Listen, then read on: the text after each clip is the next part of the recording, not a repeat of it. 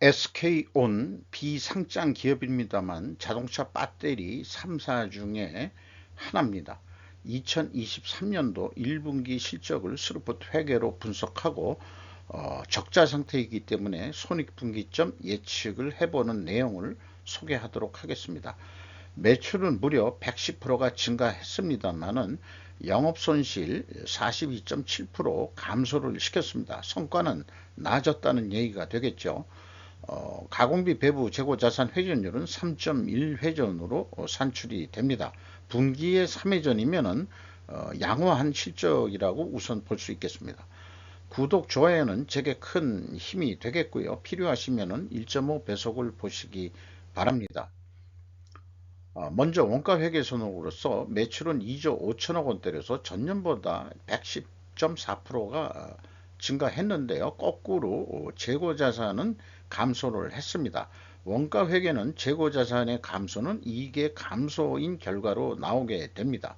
매출원가가 적게 증가했으므로 매출총이 크게 증가했고 판매관리비가 90.2% 증가했음에도 불구하고 영업손실 아직까지 673억 원입니다만은 전년도 1200억에 비해서는 44%가 원가회계상으로는 개선이 됐습니다. 스루풋 회계로 분석한 결과는 매출에 비례하는 매출 재료비는 105.9%가 증가를 했습니다. 그래서 그 4.5% 마이너스 갭이 있는데 이거로 봐서 원재료 가격 하락으로 일자 추론을 해볼 수 있겠습니다. 수르풋율은 1.9% 상승을 했고요. 운영비용은 56.4%가 증가해서 TOE 생산성 크게 향상이 됐고 스루풋 영업이익은 667억 원으로서 원가회계 영업손실보다는 5억 2천억 원이 더 이익이 난 결과가 되겠습니다. 여기서 이런 질문을 좀 해볼 수 있겠어요. 이렇게 그 차이가 5억 분이 안 났기 때문에 스루풋 회계 영업이익과 원가 회계 영업이익 차이도 별로 없는데 굳이 기존 시스템을 원가 회계라는 그 기존 시스템을 부인하고 번거롭게 변해야 하는가? 여기에 대해서 답변은 갭이 작기 때문이라도 복잡하고 전문가양 하는 원가 회계 세력을 몰아내기 위해서도 쉬운 스루풋 회계를 우선 관리 회계로 도입해야 된다라고 저는 주장을 합니다. 그러나 결국은 원가 회계 세력을 동지로 만들지 않으면 안 됩니다. 그게 참 어렵다는 얘기죠. 운동권 언어로 표현을 하자면은 젊었을 때 많이 의식화 작업을 한다고는 용어들을 썼습니다만은 현대 경영적인 용어로는 패러다임 시프트 의식 전환 작업을 하지 않으면 안 됩니다. 이게 의식의 전환이라는 게 매우 어려운 얘기입니다. 재고자산 명세를 보면은 WCAI 가공비 배부 재고자산이 169억 원이 감소를 했습니다. 전년도는 483억 원이 감소를 했고요. 이 감소액에서 가공비율을 곱한 금액이 그 5억 원 아까 더 영업 손실이 적게 난 이유가 그 금액하고 일치를 하게 됐습니까? 그래서 또 이런 질문을 해볼 수 있겠어요. 가공비를 배부하는 것을 분배 개념이라면 원가 회계는 공산주의 개념인가, 공산사회주의 개념인가? A 답변, answer. 그렇게 비유할 수 있다.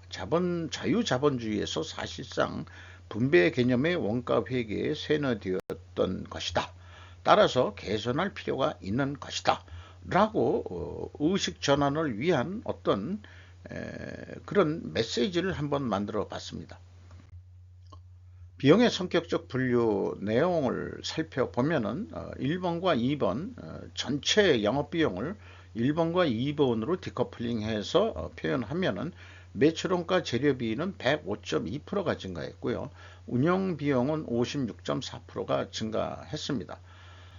그리고 이 운영 비용에서 판매 관리비를 뺀 금액이 현장 가공비가 되겠는데, 이 가공 비율이 매우 낮습니다. 3%뿐이 나오질 않습니다. 재료 비율이 97%나 됩니다. 이것을 보면은 원재료 가격 상승으로 2차 추론을 해 볼 수 있겠는데, 1차 추론과는 모순이 됩니다. 분석 과정에 이런 모순은 해소돼야 될 것으로 믿고 한 번 더 진행을 해 보도록 하죠. PQ 총 제조 비용의 갭은 생산 재료비의 갭과 일치하고요. 그 다음에 그 가공비 배부 재고 자산의 변동 범위 갭과도 일치를 합니다. 그러나 이 금액이 무엇인지는 도저히 추적할 단서를 찾지 못했습니다. 그리고 현금 흐름표 기준 전체 재고 자산의 증감액은 일치를 합니다. 운영 비용으로서 인건비가 1316원대로서 전년보다 94.6% 증가했고요. 직원 수는 분기에는 공시를 안 해가지고 2022년 말 직원 수, 또 2022년도 거는 2021년도 말 직원 수를 적용하면은 무려 인당 평균 임금이 1억 7,600만 원으로 나오는데, 이 정도 높은 수준이면은 좀 이해가 되질 않습니다. 적자를 보면서 또 다른 그 배터리사하고 보다 더 높은 임금 수준이기 때문에 이 직원 수에 대한 것이 좀 불투명하다, 이렇게 좀 볼 수 있을 것 같아요. 인당 평균 매출액은 좀 증가한 것으로 되어 있고, 운송비가 0.4% 감소한 것으로 되어 있습니다. 경영평가 지표로서 그 재고 회전율이 상승을 했어요. 그리고 스루픈율도 그 1.91% 상승을 했습니다. 어쨌든 그 플러스 같은 순방향이면은 투명회계 가정을 합니다. 투명회계라 하더라도 입증을 해야 되는데, 원재료 및 상품 매입 가격 하락과 그 다음에 판매 가격 인상으로 입증을 해야 됩니다. 아까 1, 2차 모순이 있었죠. 네, 그렇게 됩니다만은 어느 게 맞는 건지 아직 확인하기는 좀 어렵습니다. 생산성 임금 기준에 대한 이 평가 지표를 원가 생산성으로 하느냐, TOC 생산성으로 하느냐, 이 문제에 있어서 저는 TOE 생산성으로 해야 된다라고 제시를 하고요. 재고 회전율은 부차적으로 2순위로 고려해 볼 수 있겠습니다.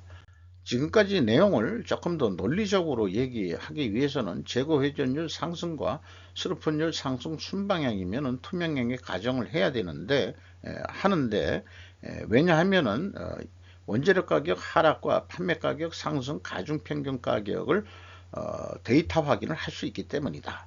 과연 할 수 있을려는지 그게 의문인 거죠. 그리고 이 투명성 법정에 제가 1,000원짜리 변호사로 섰다고 그런다면은 무죄 입증을 위해 필요한 다른 증거들을 찾는다면은 재고 회전율을 수량으로 산출해서 제시한다. 또 원재료 매입액과 사용액을 검증할 재고 흐름 데이터를 또 증거로 제시한다.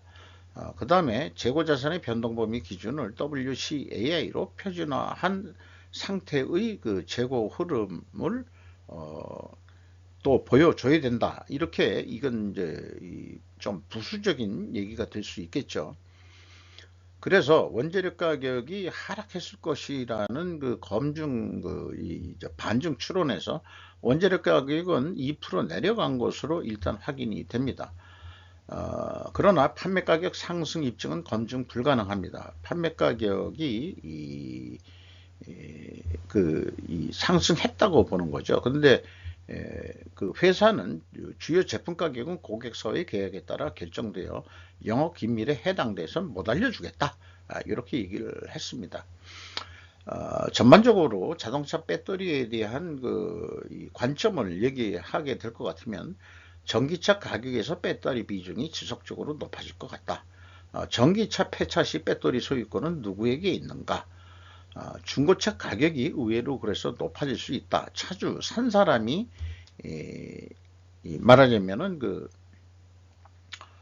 그 주인이니까 그렇긴 하지만은 나중에 그 경쟁이 붙어 가지고 배터리 메이커가 우리가 배터리는 그냥 줄게, 나중에 사용료만 내 자동차 메이커한테, 완성차 메이커한테 그렇게 하고 나중에 그거는 우리가 회수해 간다, 뭐 이런 계약도 할 수가 있는 거거든요.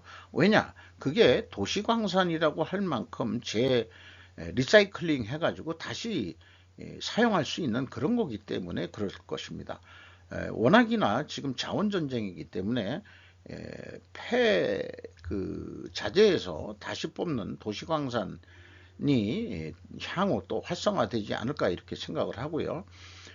그래서 배터리 처리 시장을 장악하는 업체는 누가 될까? 환경과 재처리 비용이 적합한 업체가 장악할 것이다. 또는 역공급 사실이 형성이 된다. 이렇게 지금 예측을 해볼 수 있겠습니다. 1분기 실적을 가지고 손익분기점 매출액을 산출해 보면은 10조 1,500억 정도 하면은 그렇게 하더라도 한 647억 원 정도의 영업손실이 나는데 재고가 2% 감소를 계속 한다고 봤기 때문에 그렇습니다.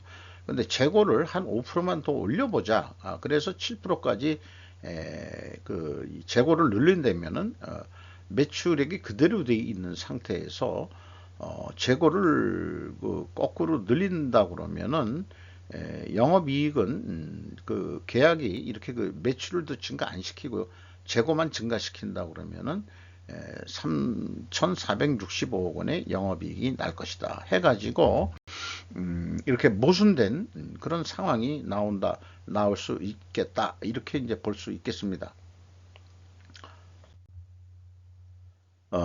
그래서 그 스르포 관점으로 예측을 해보면은 12조 2,500억 정도가 나옵니다. 그래서 계약을 12조 2,500억에 한다 그러면은 남는 게 그 76억 원 정도, 그게 거의 손익분기점 수준인데 이거보다 좀 돈을 더 벌어야 되지 않겠느냐, 뭐 이렇게 된다면은 재고 회전율을 13회전 6.2% 정도 향상을 시킨다면은 13조 원 정도 해가지고 이 영업이익은 1천억 원대를 만들 수 있을 것이다. 이렇게 예상이 됩니다. 그런데 스르프 기준으로는 이거를 어떤 납품 단가라고 비유를 한다 그러면은 1225만 원에 팔아야 된다는 얘기가 나오고요. 원가 회계 기준은 1015만 원에 판매해도 된다 하는 게 나옵니다. 그 갭이 무려 210만 원인데 이렇게 큰 갭이 나오게 되는 것은 그 원가 회계가 문제가 있다. 또 이렇게 이제 얘기할 수 있겠죠.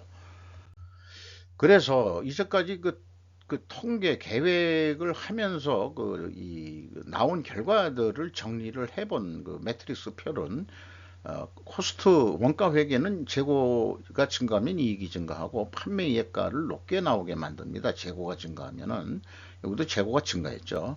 근데 그 스르프 입장에서는 영업이익보다 이익이 감소하고 판매 예가가 낮게 나오는데 이번에는 그 재고가 감소하고 원가 회계는 이익이 감소하고 판매 예가가 낮게 나오게 돼 있는데 재고 회전 스르프 쪽에서는 재고 회전율 상승이라고 표현을 하고 이익이 증가한다.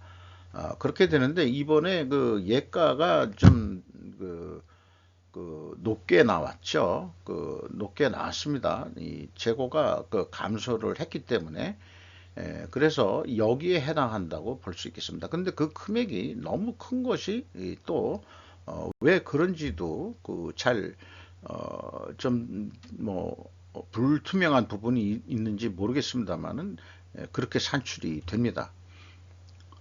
뭐 주가란 건 있을 수 없지만은 그 장부 가격이 주당 15,400원대가 됐습니다.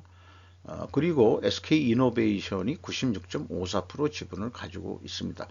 이상 SK온 그 분석 내용을 했지만은 그 원재료 가격이 상승했느냐 하락했느냐 이거에 대해서 제시된 것은 하락했다로 이렇게 나와 있는데 비성분 쪽에서 보면은 또 뭐 상승했다 이런 것 때문에 과연 총 제조 원가가 그래서 사실은 그 재고 자산의 변동 범위 기준이 차이가 있다 하더라도 그것이 이제 모순은 안 돼야 되는데, 모순이 일어난다는 얘기는 뭔가 원재료 금액을 검증할 수 있는 상황이 안 되기 때문에 그런 거 아니냐. 그래서 우리가 투명성 입증 추론을 위한 충분 조건 논리 도표에서 얘기했듯이 재고 흐름으로 인해 가지고 원재료의 매입액과 사용액을 다 확인할 수 있어야 된다. 그래야